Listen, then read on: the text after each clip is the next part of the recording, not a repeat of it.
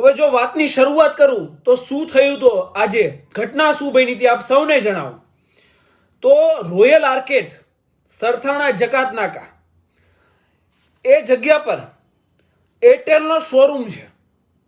Airtel customer care એની સામે એક વ્યક્તિએ જેની ઉંમર 19 વર્ષ સમથિંગ છે, એક બાળક કહી શકાય જેને, એક નવયુવાન, એને વાહન પાર્ક કરેલું અને વાહન પાર્કિંગ ઝોનની અંદર પાર્ક કરેલું. તમને તમામ વસ્તુ હું પુરાવા સાથે કહીશ, કેમ કે હું જનતાને જવાબ આપવા માટે બંધાયેલો છું. સત્તાના નશામાં ચૂર એવા અધિકારીઓનો જવાબ ક્યારેય નહીં આપું, પણ જનતાને ચોક્કસથી એક એક વસ્તુ હું બતાવીશ. તમામ પુરાવા સાથે હું છું. હું તમને બતાવું છું અત્યારે કે આ તમને એરટેલનો શોરૂમ, આ એરટેલનો શોરૂમ છે અને આ અહીંયા યલો લાઇનની અંદર આ વ્યક્તિએ વાહન પાર્ક કરેલું છે. આપ સૌને દેખાતું હશે આ વાહન. અને આ એરટેલનો જે શોરૂમ છે ને એની સામે જ પાર્કિંગનું બોર્ડ મારેલું છે. આપને એ પણ બતાવી દો. એ જે પાર્કિંગનું બોર્ડ છે ને એરટેલના શોરૂમની બાજુમાં, આ દેખો, આ એરટેલનો શોરૂમ અને આ પાર્કિંગનું બોર્ડ. જો બ્લુ કલરનું પાર્કિંગનું બોર્ડ, ટુ વ્હીલર પાર્કિંગ અહીંયા કરી શકાય છે, બરાબર. આ હાલ પણ ત્યાં લાગેલું છે. આ મેં કોઈ ત્યાં લગાવી નથી દીધું. આ વ્યક્તિએ ત્યાં ગાડી પાર્ક કરેલી હતી. તેમ છતાં ટોઈંગ વાળાએ માત્ર ને માત્ર દંડ વસૂલ કરવા માટે એ વ્યક્તિનું વાહન ત્યાંથી ટોઈંગ કર્યું. એ વ્યક્તિનો મારા પર ફોન આવ્યો કે મેહુલભાઈ, મેં પાર્કિંગ ઝોનમાં જ ગાડી મૂકેલી હતી અને ટોઈંગ વાળા મારું વાહન ઉંચકીને જતા રહ્યા છે.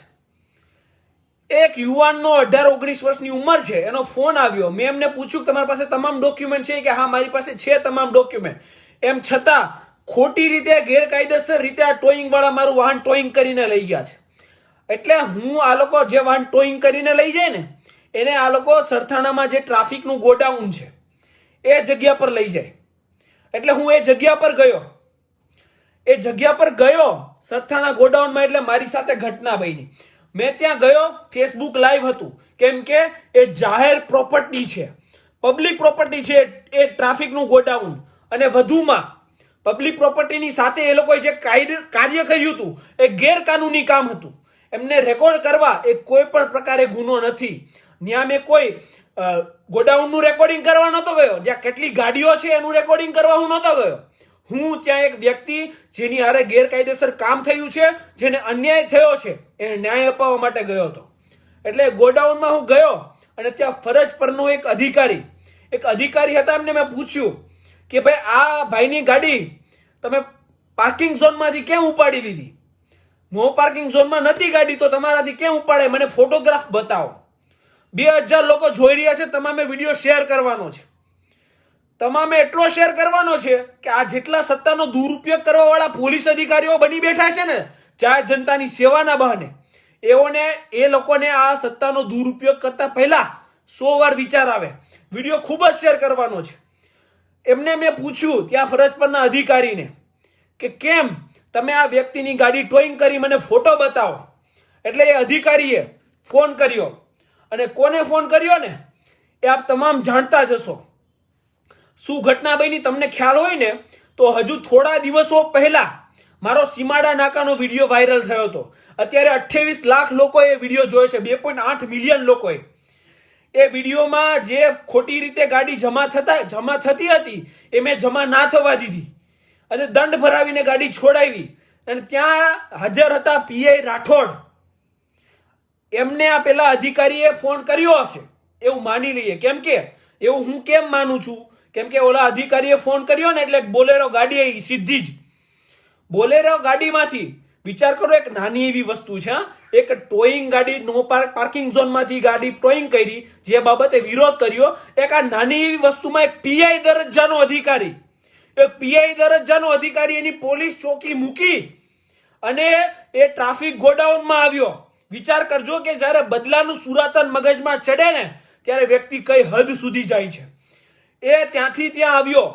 પેલો આપણે ચોકીવાળો વિડીયો ઉતાર્યો ને એનો બદલો લેવા માટે, કેમ કે એનો ઇન્ચાર્જ છે, ત્યાં આવ્યો ટ્રાફિક ગોડાઉને. ત્યાં આવી એને શું કર્યું?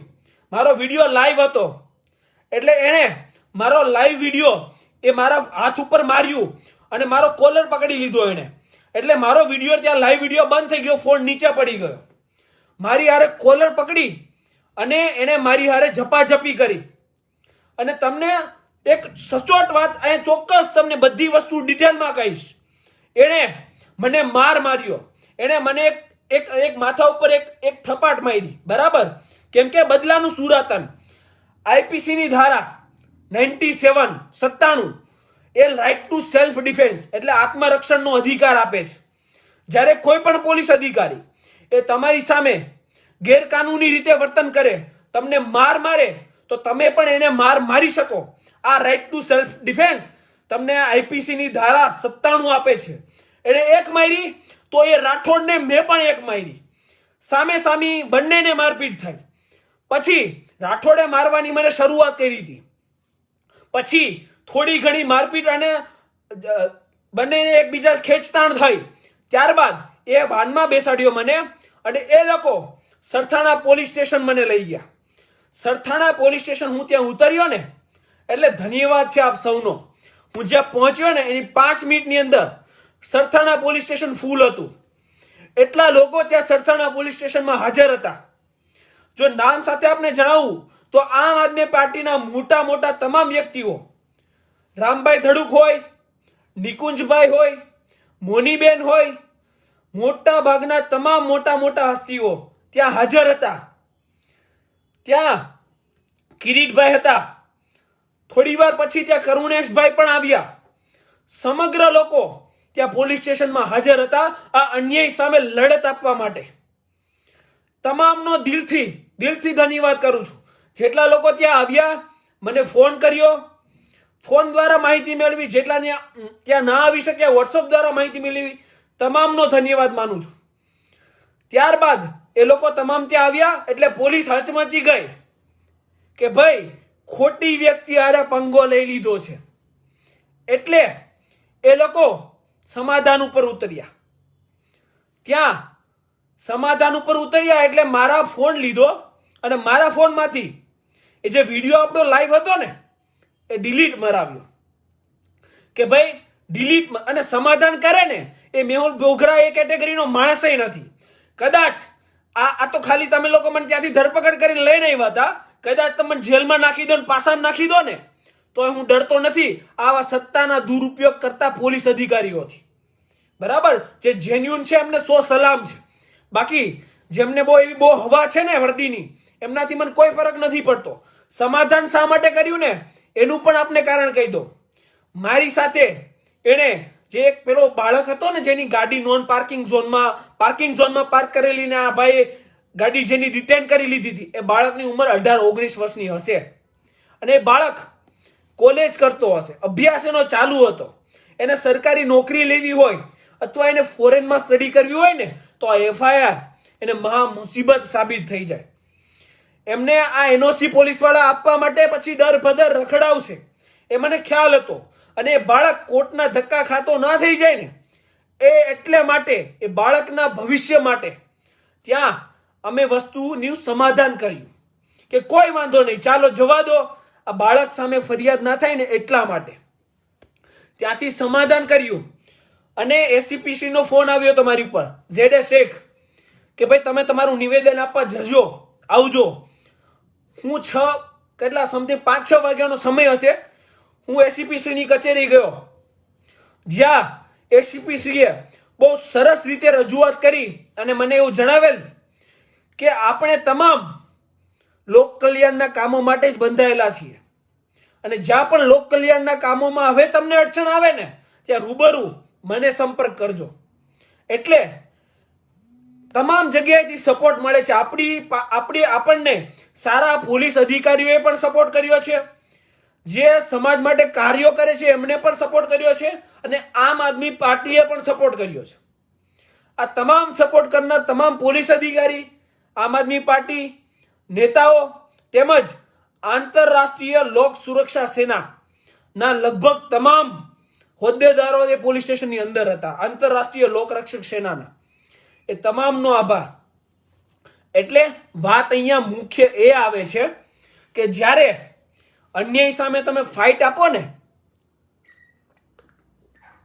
એટલે આ સત્તાનો દુરુપયોગ કરનાર જેવા પોલીસ અધિકારીઓ છે ને થોડાક બની બેઠેલા છે, એ લોકોને ઈગો હર્ટ થાય, સ્વાભિમાન પર આવે અને પછી એ નિર્દોષ લોકોને ફસાવવાની કોશિશ કરે અને એનાથી મને કોઈ ફરક નહીં પડે.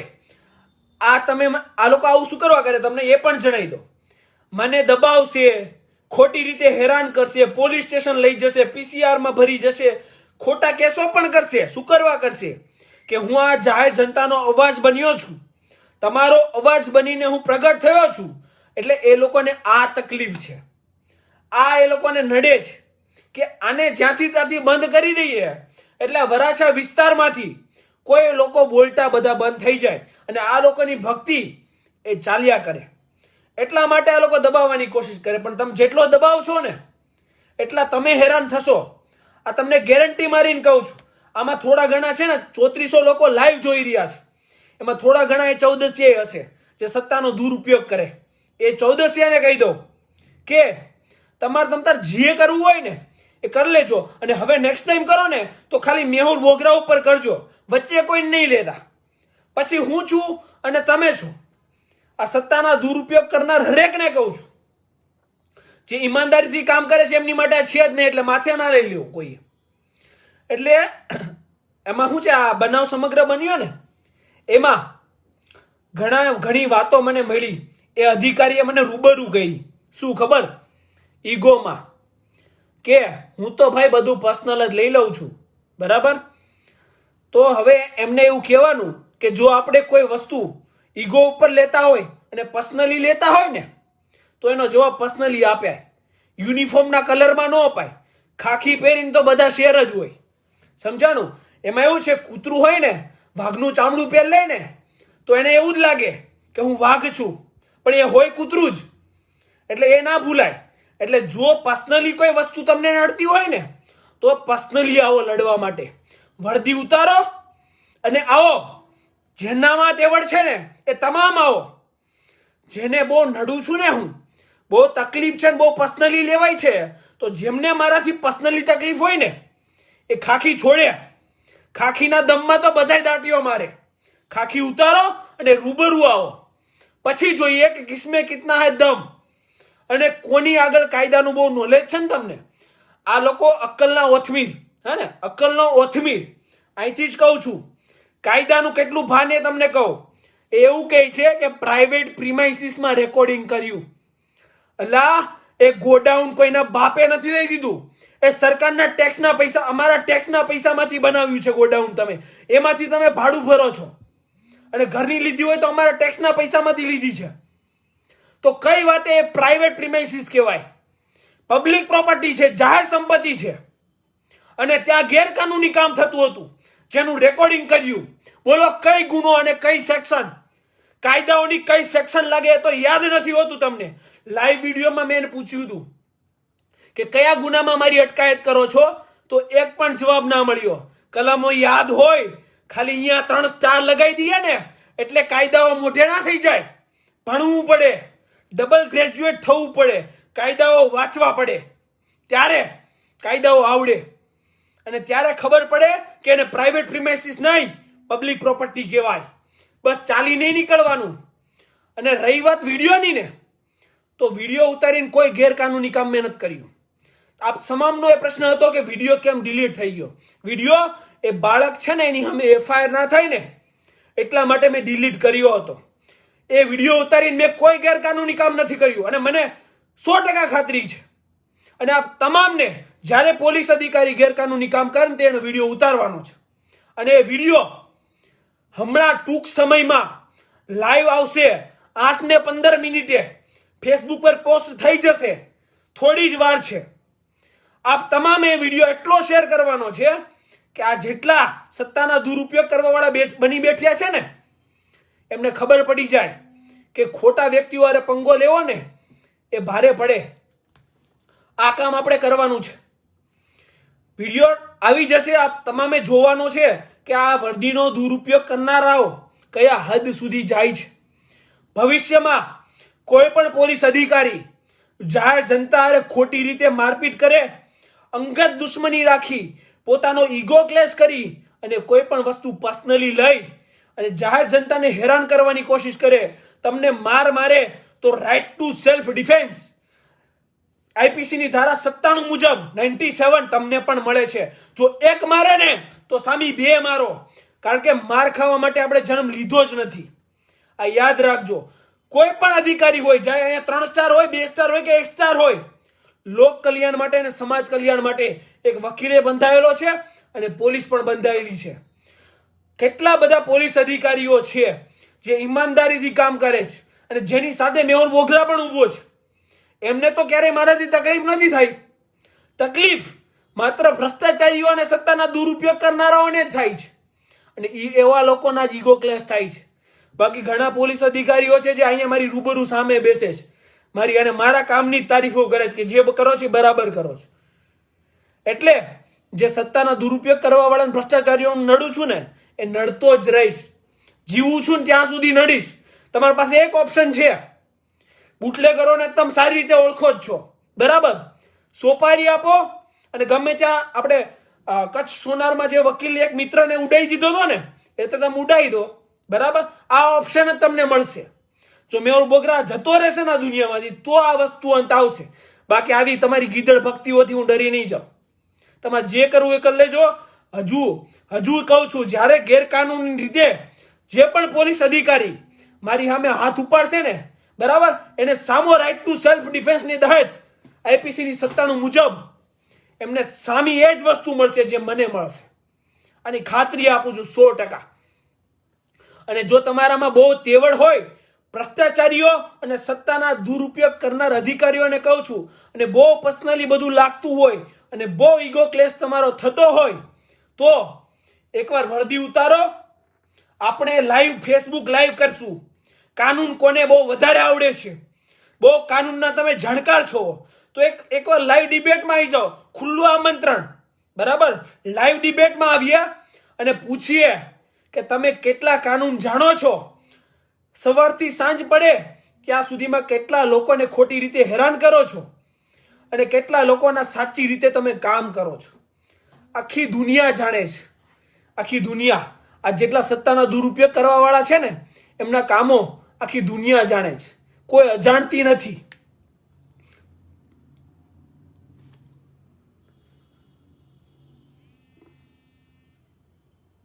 ફોન પર ફોન ચાલુ છે મિત્રો, કેમ કે આપ સૌના ફોન આવી રહ્યા છે. સતત ફોન ચાલુ છે.